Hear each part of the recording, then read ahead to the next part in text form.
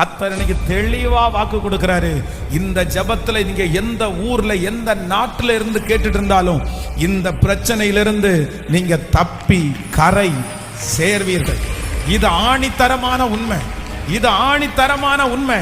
இதுக்கு மேல எத்தனை பேர் பேசினாலும் அதை குறித்து நீங்க பயப்படாதீங்க.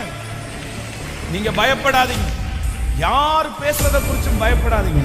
நீங்க தப்பி சேருவீங்கன்னு ஆண்டவர் சொல்லிட்டாரு. இதுக்கப்புறம் டாக்டர் சொல்லுகிறத நீங்க நம்ப வேண்டாம். இதுக்கப்புறம் அந்த மனுஷன் சொல்றதை நீங்க நம்ப வேண்டாம். யார் இந்த வார்த்தைக்கு விரோதமா சொன்னாலும் இது கர்த்தருடைய வார்த்தை. நீங்க ஆணித்தரமா நம்பி, ஏசப்பா நீங்க என்ன இதுல தப்பி கரை சேருவேன் நீங்க வாக்கு கொடுத்தீங்க, அதை நிறைவேற்றுவதற்கு கர்த்தர் வல்லவரா இருக்கிறார்.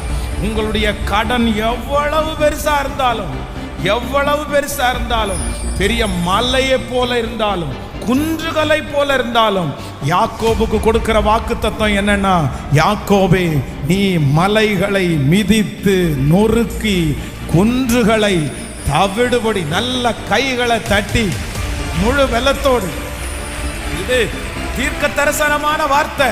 நல்ல கரங்களை தட்டி ஆமே